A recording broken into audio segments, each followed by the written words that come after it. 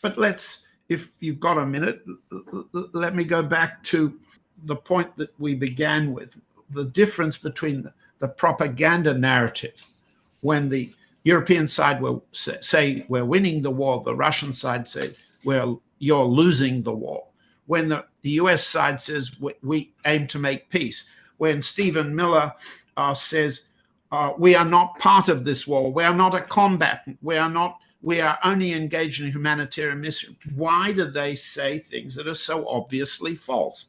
Well, a White House operative is essentially talking to the domestic constituencies. And we have to understand from a White House political calculation that President Trump is gaining no votes, no improved approval for his handling of the Russia-Ukraine war.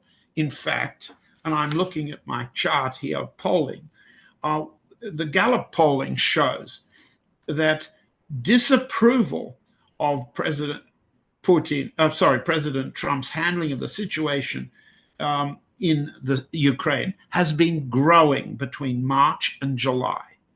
Approval was 41% in March of his handling of the Ukraine war.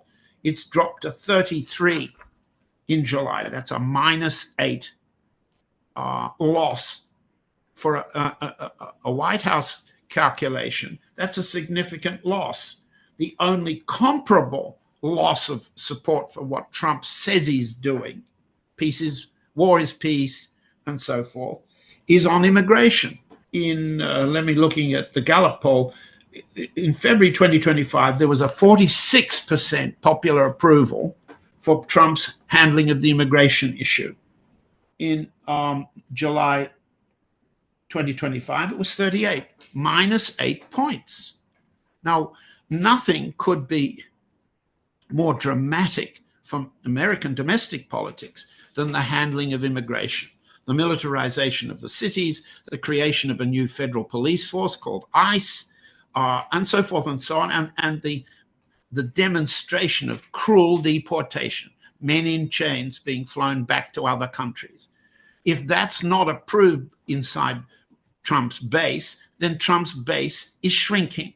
Okay? Now, if you've got those calculations, they are domestic calculations that the chief of staff, the deputy chiefs of staff, simply advise Trump, we are losing votes, we are not gaining votes from our propaganda offensive.